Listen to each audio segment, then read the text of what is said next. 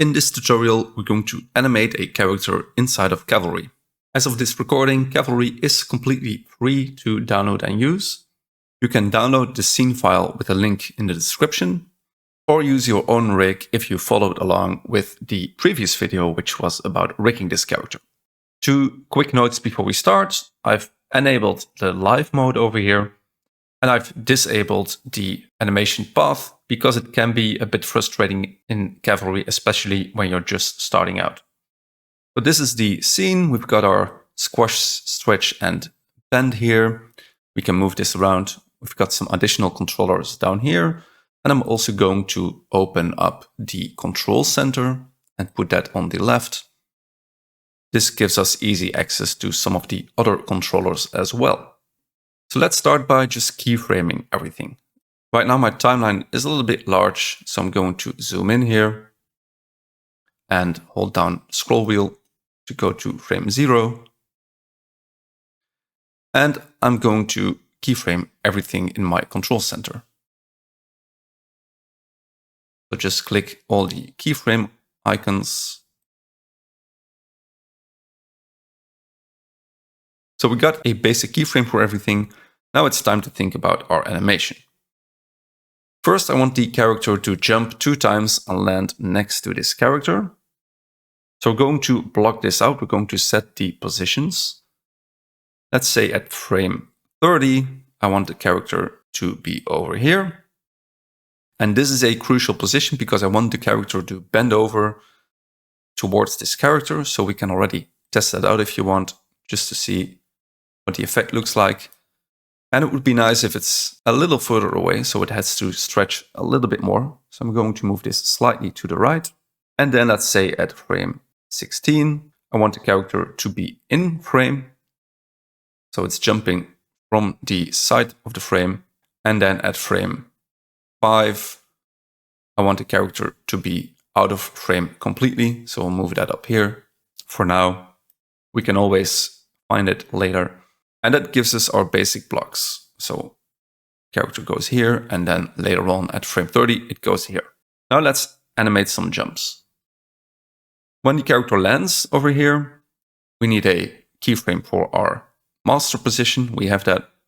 We also want some rotation. So I'm going to set this like this. And then 2 frames further, I'm going to set this to 0. You can hold down Shift to set this to 0. And that's going to give us a nice landing. Character is going to land on this corner and then quickly drop to the ground. The character has to come from up high. And we're also going to add some bend and squash and stretch. So I'm going to bend it in this direction, and I'm also going to stretch the character.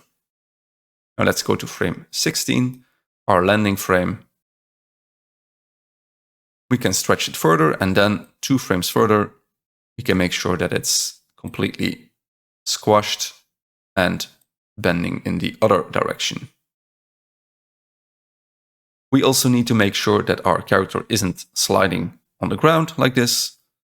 So from frame 16 to, for example, frame 24, we want the character to stay there. So I'm going to select these 2 keyframes at frame 16. And we're going to Ctrl-C, Ctrl-V, so copy-paste them at frame 24. And this means that our position doesn't change during those frames. Now, one thing that's useful, we still have a few layers here that we don't really need when we're animating. And you can just flip this switch, the animation layer filter, and now we're only seeing layers that are actually animated. So let's go back to maybe frame 8 and rotate our master like this. And then at frame 16, we want this to be at 0. Like this. Keep in mind, we do have some rotation from this corner angle, but this is the 0 angle for the master. And that's our character coming in. Now, we're not going to worry about the timing too much at this point. We just want to have the larger blocks in, and then later on, we can worry about the timing. We can easily adjust these keyframes. So now let's think about what happens with this second jump. Our character lands, it squashes, it bends a little bit, and then we want it to jump again. But before it jumps, we want there to be some anticipation. We want the character to prepare for the jump. And we can do that by making our bend even stronger and our squash even stronger, like this. And now our character lands. Let's bend it a little further. And then we can make it jump. So let's go 3 frames further. Let's stretch this out and move our master up. If the controls are in the way, just move them. It won't affect your animation. So now we have this jump. And we're landing here, so we need to bring this back a little bit. And again here, I would like to change my corner rotation, but we have to make sure that the rotation isn't changing before. So here I'm going to set it at 0. And again, you can see these small dots here indicating that there is no movement between those 2 keyframes. So we're holding the keyframe. And I'm going to move this a little bit to the right. We don't need a very high jump because it's only a small distance. And then again here, we want a landing. So rotate this to 0 degrees. And let's squash and bend our character like this. And then bring it up again. And for now, let's put this at 0. So you can just go here into your control center and set this to 0. And this is a good moment to just get a feel for the timing. So what is the timing doing? One of the things I still need to change is my first keyframe. So I'll just move the master somewhere over here so it's out of the view. And that's our starting point. I'm going to set the in and out here. You can do that with the B and N buttons. I'm going to set this to 40. So just hit N or move this around. So this already looks okay, but it's not perfect. So we want to have a look at the exact timing. One of the things I've noticed is that the jump here feels a little bit slow, just coming in too slow. So I'm going to select everything that's happening over here.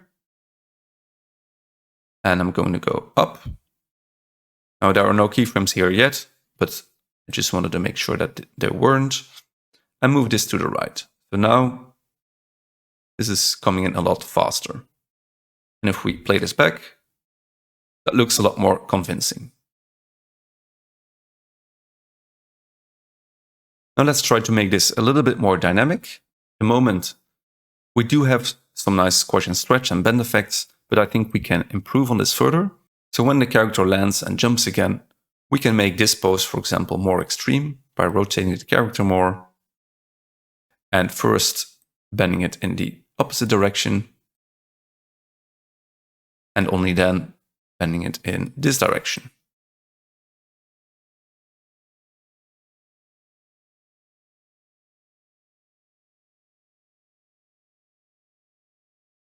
Okay, now let's have a look at the graph editor. So we're not going to use the graph editor for every detail, but especially the X and Y positions are very important to check. So let's go into our graph editor, hit F on your keyboard. And one of the things we want to do here is add some nice arcs when we're jumping. So this is our jump.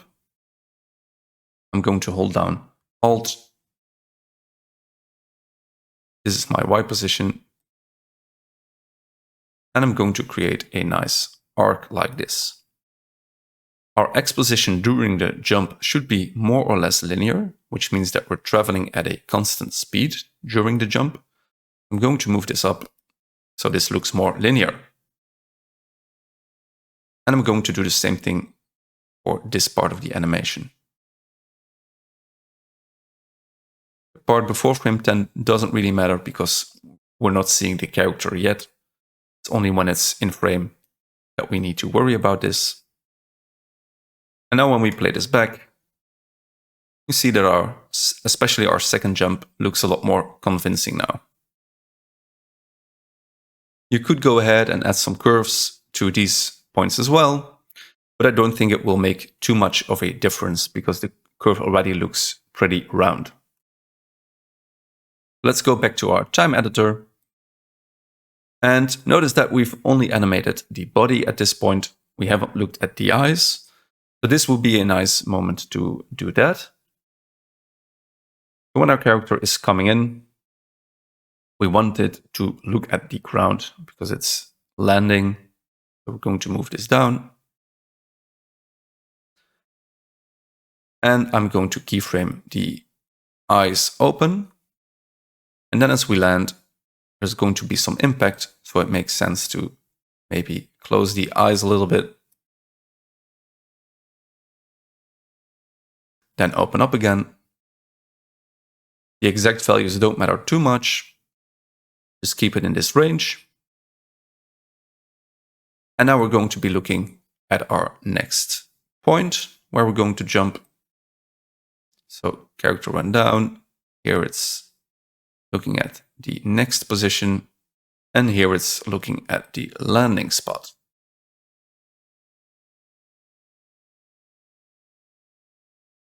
And we're going to keyframe the eyes open again. And at the landing, close them.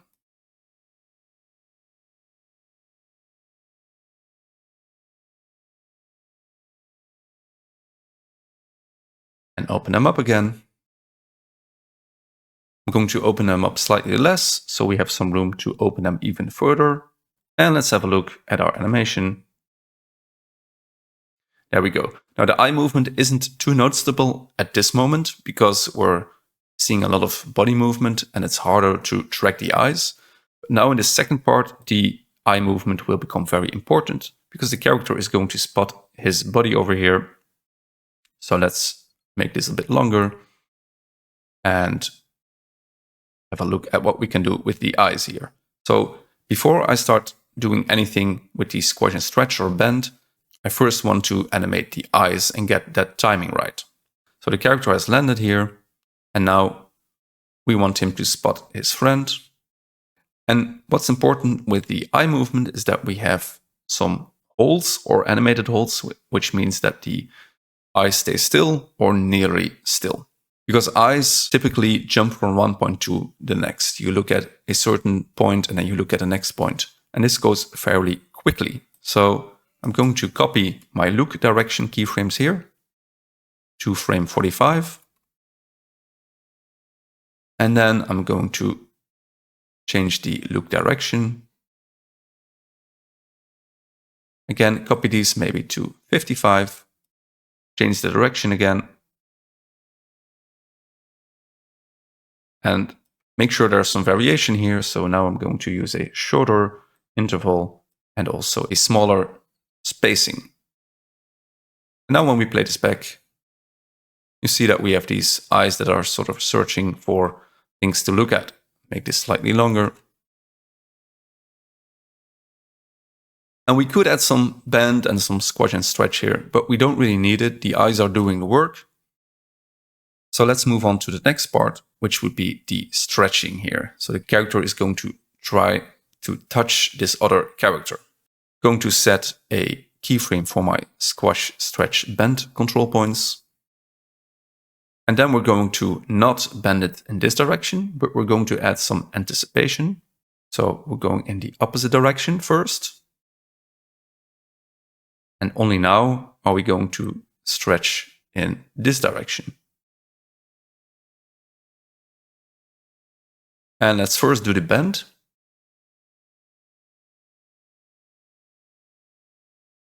And then we're going to mainly do the stretch, but also bend a little bit so we don't lose the bend completely. And now I want my character to be pretty close, but not entirely there. And then I want some additional time here for that very last stretch up until there. So let's play this back.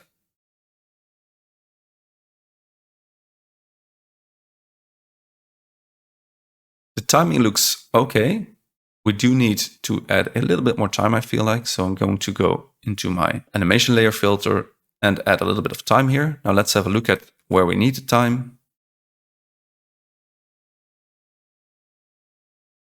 This could actually be a little bit shorter, this anticipation.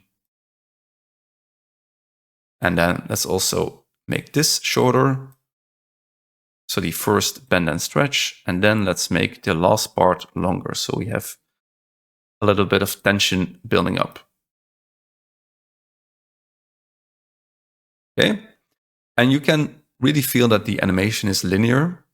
So if I go into the graph editor and go to my X and Y position here, that's something we can clearly see here. So whenever you feel that the animation is linear, that's a key indication that you need to add some handles. I'm going to add these in here.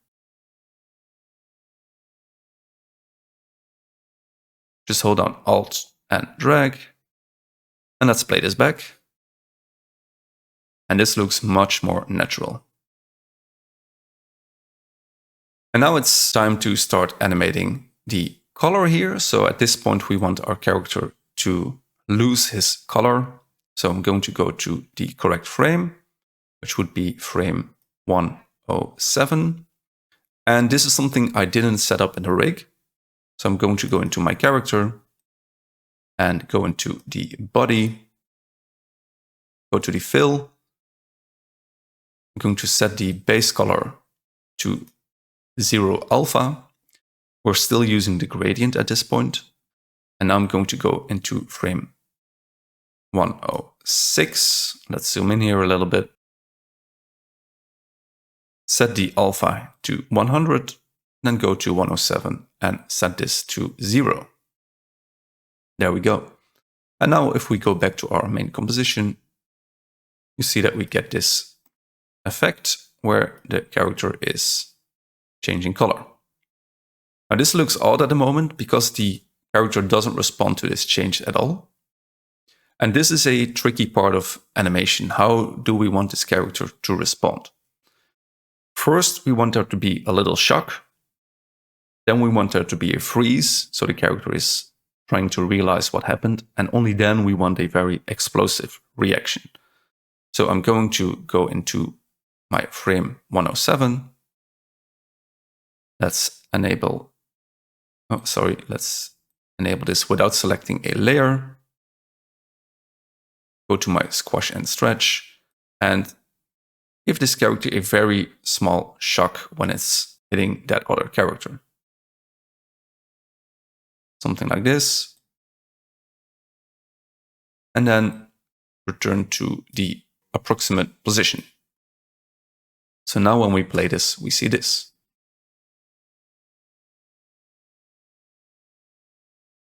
And you can make this stronger. You can try to make the shock a little bit bigger by moving this further. I think that looks a little bit better. And there we go.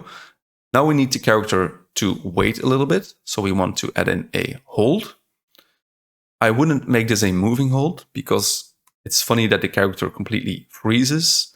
When you add a moving hold, the character still moves and you get less of that effect. So I'm going to set a keyframe for many parameters here. Let's set this to 125 for now. I'm going to keyframe the squash and stretch and the master rotation and also this right corner rotation. And now we want the character to very quickly change into a very dramatic position. So I'm going to go 2 frames further. And then I'm going to set my squash and stretch in the completely opposite direction. And at this point, the character is still on the ground. So maybe we want to go to our time editor and those keyframes that we added, move them over here. Because this will be the point that we want our character to launch and get off the ground. I'm going to go 2 frames or 3 frames further. And here we're going to give our character a very extreme pose, where the character is screaming. It's going to go off the ground, going to change the rotation of the corner. And here it's basically going to scream. So let's play this back. Make this a little bit longer. And I think this timing works well. We have that freeze, sort of for a comedy effect. We can make it a little bit longer, so it's always a good idea to test this out. Like, how much range do you have? So let's have a look here. Sorry, just select everything. Move this a few frames further and just see when it becomes too long. But this still looks funny, this still looks okay, but I wouldn't make it much longer than this. Now, we haven't done anything with the expression yet for this part of the animation. So this might be a good moment to add some expression, because this is going to help us understand the animation a little bit better. First, let's have a look at the eyes. So up until this point, we want our character to be looking in this direction. And then when we have this shock, it might be funny to change the eyes a little bit so they are not the same anymore. Let's go back to this keyframe, set a keyframe here, and then go and change these. Then we want this to freeze up until this point. And then our character is going to jump up. We're going to close the eyes for an extra dramatic effect. And then here we want the eyes to be wide open. So something like this. And now we still need to change the mouth. So let's have a look at what's happening here. Yeah, maybe we can change the eyes here as well. So we're looking around. Let's set a keyframe here and then have a small blink. And then open up here again.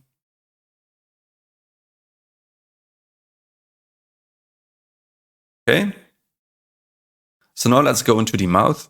We didn't rig this mouth in the previous lesson. So we're just going to animate this by hand by going into our character here. This is a downside of not rigging something. You have to go into your composition and rig it there, which is outside of our main composition. So in general, if you're going to do a lot of animation with a character, I would rig this up. But it's also a good way to show how you can do this when you're having characters that don't have a lot of screen time and you just want to quickly do some animation there. So let's go and think about the mouth animation. Here I think it's okay if it's smiling, and then we want there to be some realization here. So around frame 45, we want the character to make sort of an O mouth. Let's go into our character a little bit before frame 45.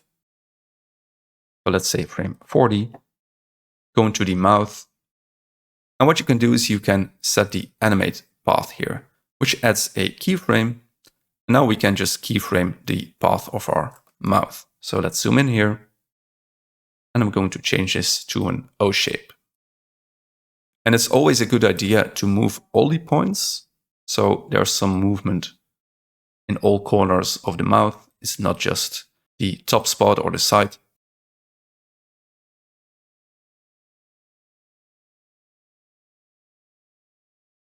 There we go. If we go back to our main composition, we can now see this in action.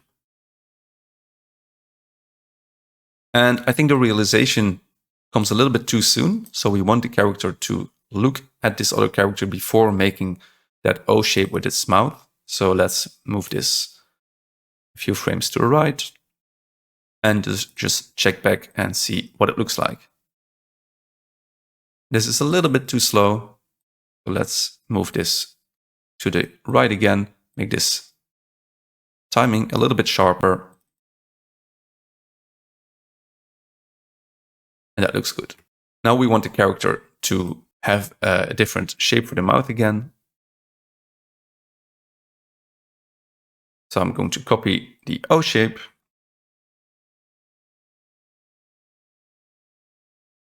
And I'm going to bring in the smile again. And that's a little bit too late, so let's move this back a little bit. And here you can see that this isn't an optimal workflow because this is something you would want to do inside of your main composition. This looks good.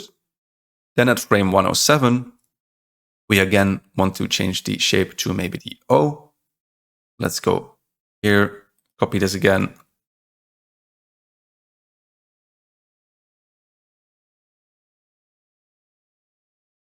And have a look at our animation. That looks okay. And now we want the mouth to quickly close here at frame, so look at frame 135. And then we want it to open up quickly again. I'm just checking the frame number. So 133, we want it to still be open. Let's zoom in here. Here, we're going to use our existing keyframe. Then I'm going to close the mouth. Something like this. And then I'm going to copy my O shape and make this even more extreme.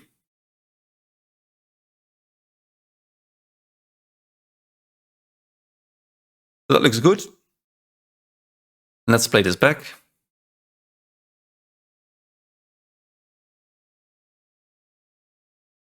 At the moment, we have a hold at the end. Well, we don't have any animation at the end, basically.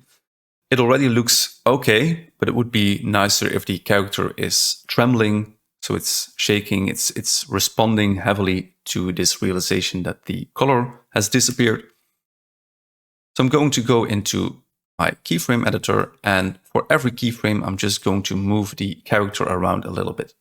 So I'm going to select the master, rotate it, and move it.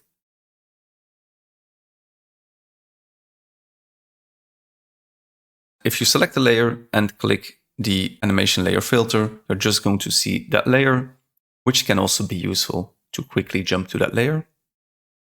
Now it's important that you add some variation to these keyframes, so don't just go back and forth between the exact same keyframes. So maybe one time add a little bit more rotation, a little less Y value change. And if you just do this randomly, you're probably going to end up with something that looks okay as well. And once you have a few keyframes, you can start copying previous keyframes, because once we have established a slightly longer pattern, it's okay to repeat that pattern. So I'm going to hit Ctrl-C, Ctrl-V, and then we want our character to land again.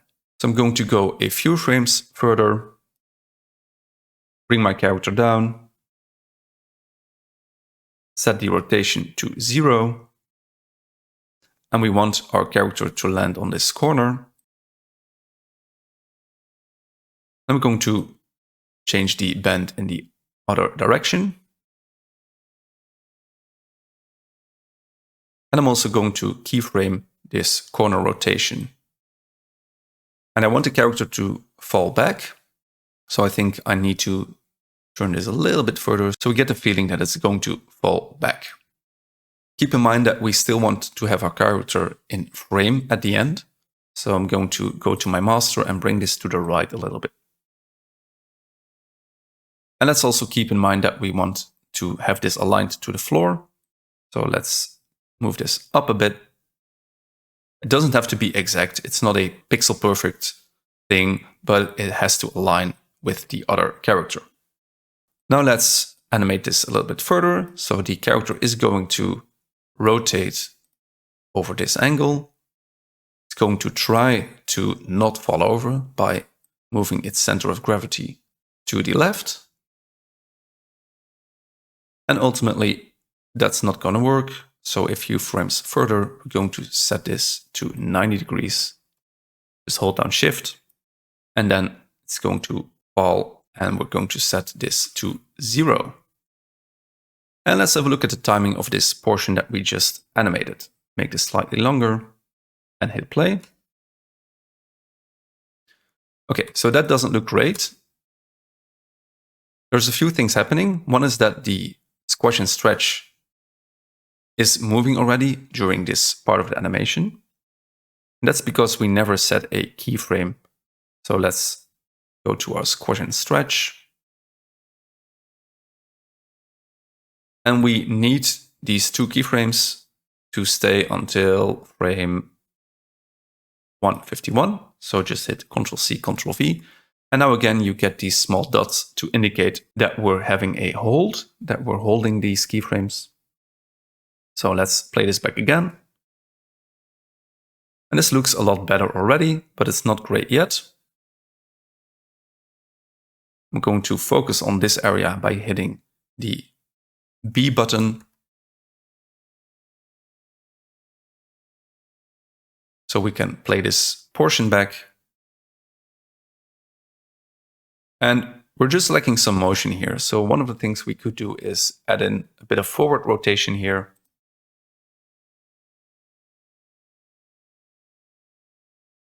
So we're going forward first. Maybe stretch this out a bit further. Maybe make this squash stronger.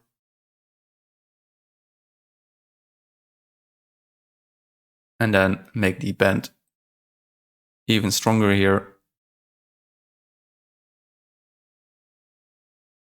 So it's trying not to fall over, but it's failing. And then this is a little bit too slow. So let's move these back a few frames. Maybe we can have one frame where it's still bending and then falling. Okay, so let's play this back again.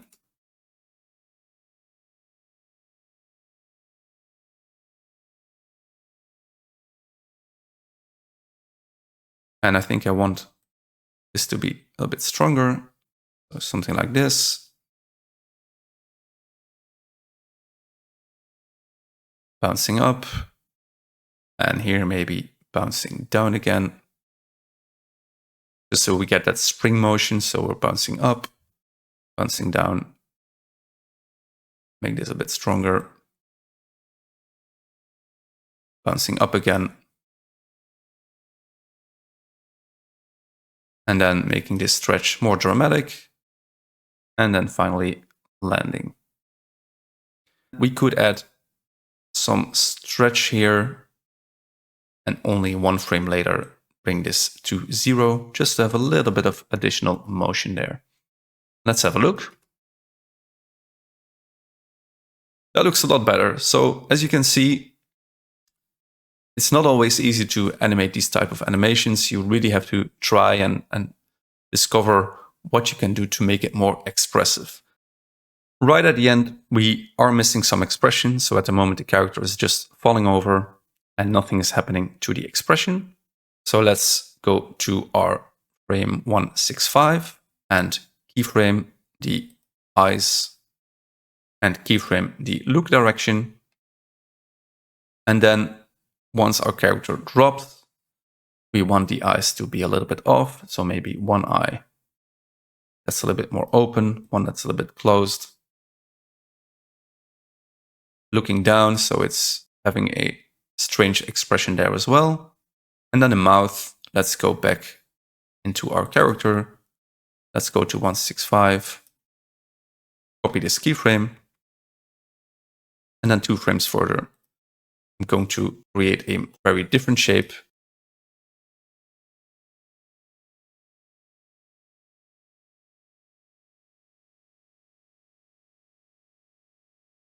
And now go back to your main composition and have a look.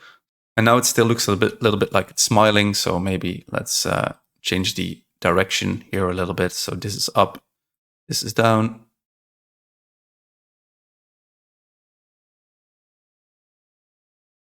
That looks more dramatic. And let's play this back.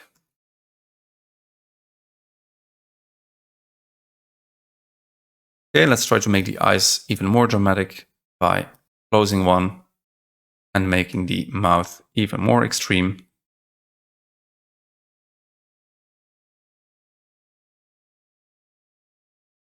And you can play around with this, but that's the general idea. Now if we play this back, we have the full animation. We still can do some fine-tuning, some tweaking. So when you have a look at the full animation, it's usually a good moment to step away, have a coffee or a water, and come back later and have a look at if you notice anything that seems a little bit odd. Because when you're animating, you can get sort of boxed into a certain way of thinking and not seeing your mistakes. One thing I want to change is I want to have a little bit more time for the character to realize that this other character is here before he has the plan to touch it. So when we go into our frames, that's basically right before here. Go into my animation layer filter and select everything after frame 65. And just give this a little bit of room. So maybe let's say around 10 frames. And keep in mind that when we go into our character, we have to do the same for the mouth. So just move this 10 frames. We still need to change the fill as well here. That's inside here. So let's move this 10 frames to the right as well. At the moment it's at 106. Let's move it to 116. And go back. And there we go.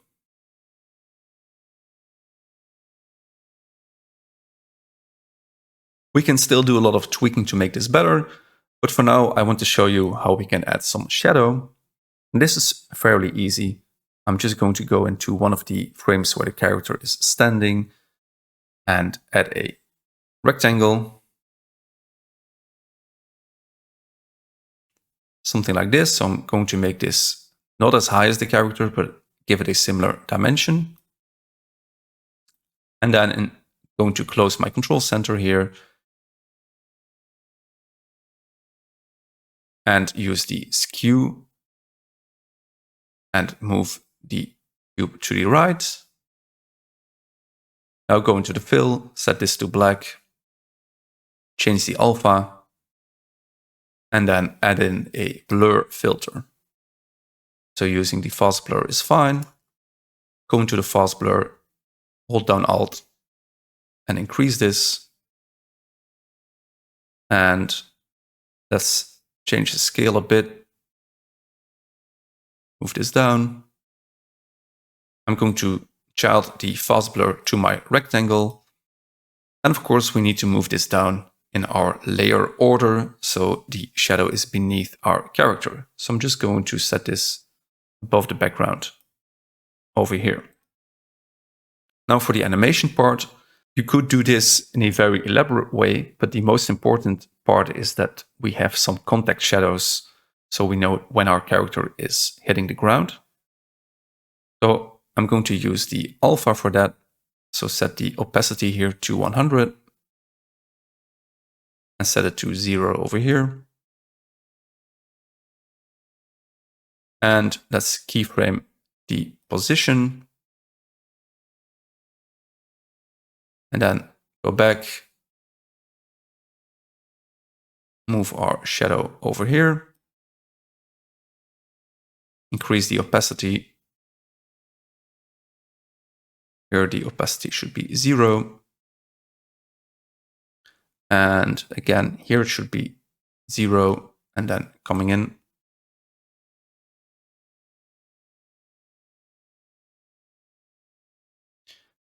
And as you can see, this isn't something that's drawing a lot of attention. It's not the center of where we're looking.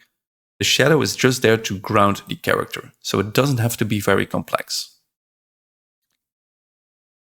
Here we can scale the shadow a little bit because the character is becoming smaller. So let's go over here, set the scale, and then change this a little bit.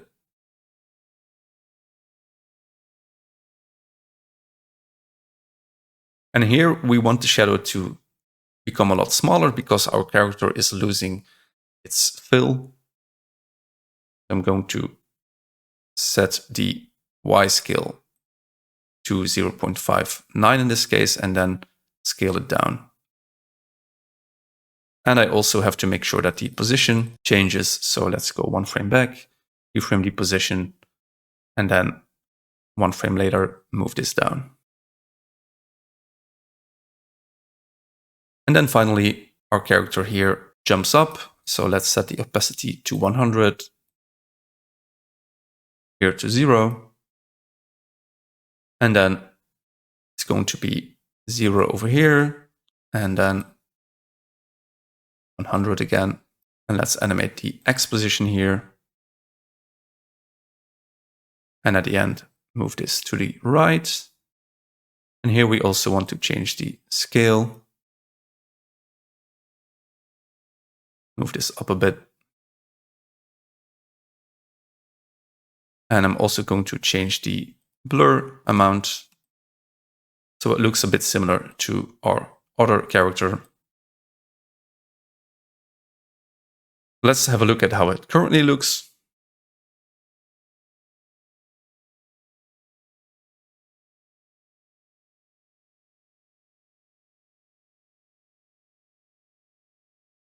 So one thing we can do is we can make the opacity here a lot softer. So let's go into our shadow and bring this maybe to 50% up until here.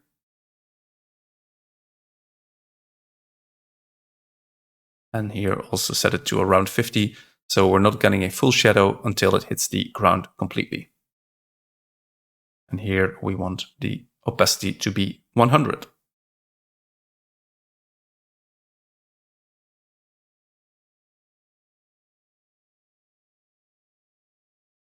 You can even emphasize this fall by removing the shadow for a little bit here.